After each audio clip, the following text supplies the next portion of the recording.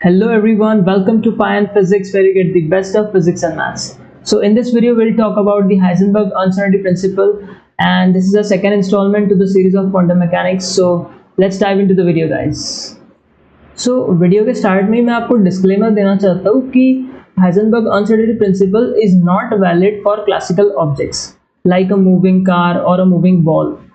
It is valid for quantum objects such as photons, electrons, etc. So valid क्यों नहीं होता classical objects के लिए, वो हम एक एग्जांपल से समझते हैं. सो सपोज मैं मुंबई में ट्रैवल कर रहा हूँ और मैं जुहू बीच के पास हूँ, ठीक है, और यहाँ पर मेरी कार की स्पीड है 40 किलोमीटर्स पर आवर. मुझे अपने कार का मास पता है, जो भी होगा, सपोज m मास होगा, तो मैं यहाँ पर से क्या निकाल लूँगा, mv, यानी अपना मोमेंटम निकाल लूँगा. और मेरी पोजीशन क्या है, जुहू बीच. तो क्लासिकल ऑब्जेक्ट्स के लिए हम पोजीशन भी बता सकते हैं और उसका मोमेंटम भी बता सकते हैं, but for a quantum objects it is not possible because जो अनसर्टेनिटी प्रिंसिपल है वो क्वांटम ऑब्जेक्ट्स का प्रोबेबिलिस्टिक नेचर शो करता है. So what is that exactly, वो हम आगे के वीडियो में समझेंगे. So let's move to the next part. So we know that electrons and protons both behave like particle as well as wave. So can we say that both are particle as well as wave? No, we just cannot say that, क्योंकि एक part electrons और protons जो होते हैं ना, वो ना तो वेव होते हैं ना वो पार्टिकल होते हैं. They are some different entities जिन्हें हम क्वांटम ऑब्जेक्ट्स कहते हैं, and those quantum objects shows certain properties of waves in some situation and certain properties of particle in some other situation. So चलिए हम एक वेव कंसिडर करते हैं, एक क्वांटम ऑब्जेक्ट. सपोज हमने इलेक्ट्रॉन लिया. सो एक क्वांटम ऑब्जेक्ट की वेव हम कहेंगे कि वो एक एक्सटेंड करती है up to infinity.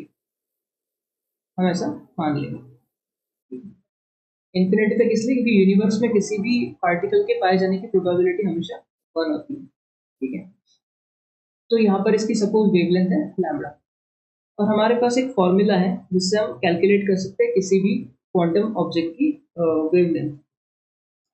That formula was given by sir de Broglie.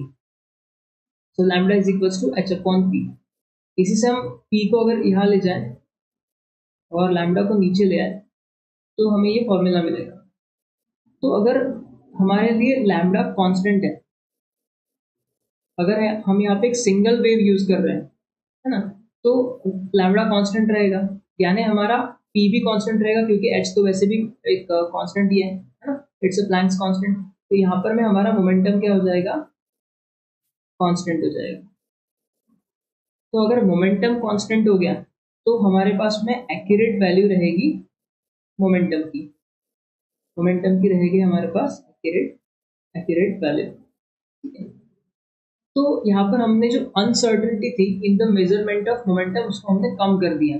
लेकिन यहाँ पर हम इलेक्ट्रॉन की पोजीशन कहाँ है यूनिवर्स में, वो इस टाइम पे हम नहीं बता सकते, क्योंकि इलेक्ट्रॉन यहाँ भी एग्जिस्ट कर सकता है, यूनिवर्स के दूसरे कॉर्नर पे भी एग्जिस्ट कर सकता है. इस मतलब यहाँ पर में कोई उसकी फिक्स पोजीशन नहीं है.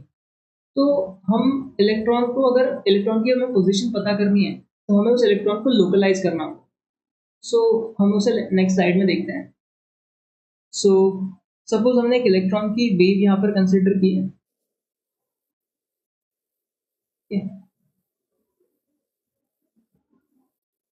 और यहाँ पर में हमने एक और वेव ली है जो कि स्लाइटली डिफरेंट है इन दी वेवलेंथ.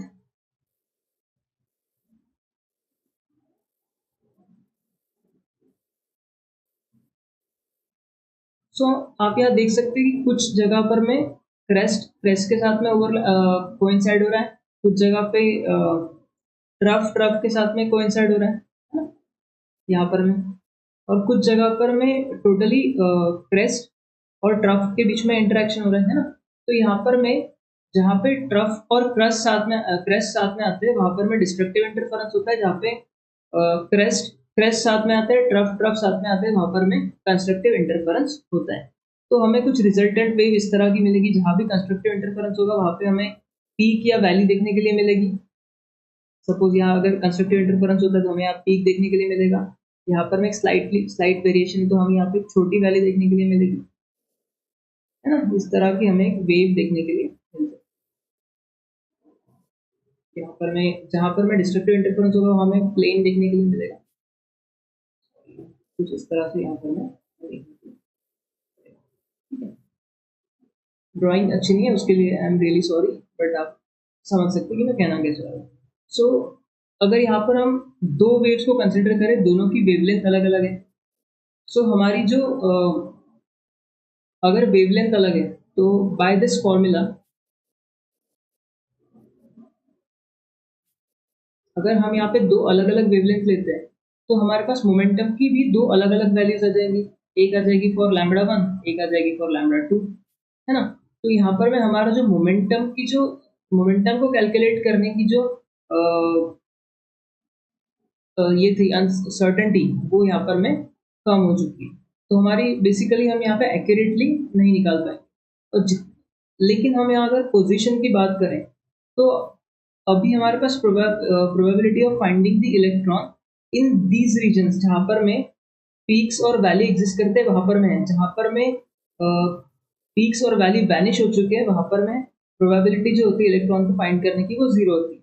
सो अगर हम यहाँ पर में मल्टीपल वेव्स को कोइंसाइड करें, अगर हम यहाँ मल्टीपल वेव्स ले लें जो कि स्लाइटली डिफरेंट फ्रीक्वेंसी या वेवलेंथ की है ना, यहाँ पर हम n नंबर ऑफ वेव इस तरह से ले लें तो हमें रिजल्टेंट वेव कुछ इस तरह की मिलेगी।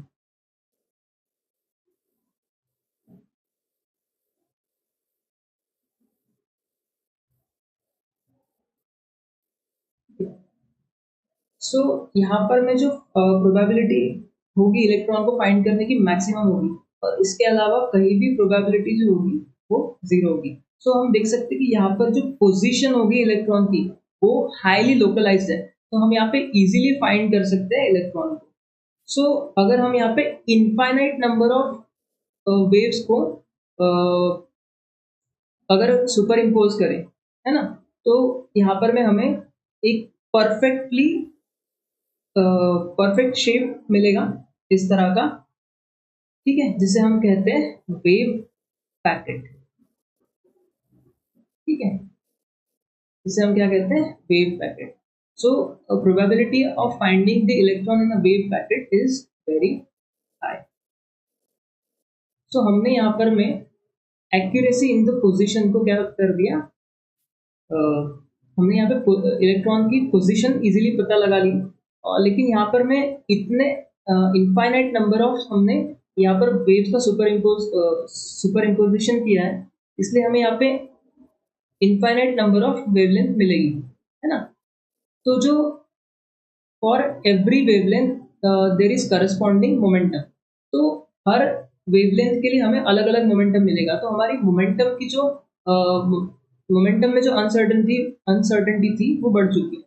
सो जैसे ही हमारी पोजीशन की अनसर्टेनिटी कम होती है, मोमेंटम की अनसर्टेनिटी बढ़ जाती है ना। सो इन दोनों भी अनसर्टेनिटी का जो प्रोडक्ट होता है वो होता है greater than equal to h upon 4 pi या फिर h cross upon 2।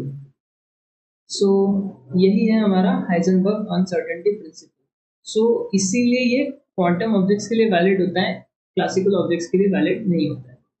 So thank you for watching this video guys and I hope you liked it. So अगर आपको वीडियो पसंद आया हो तो प्लीज़ पाई एंड फिजिक्स को सब्सक्राइब कीजिए और उस वीडियो को शेयर कीजिए अपने फ्रेंड्स एंड फैमिली के साथ। Thank you.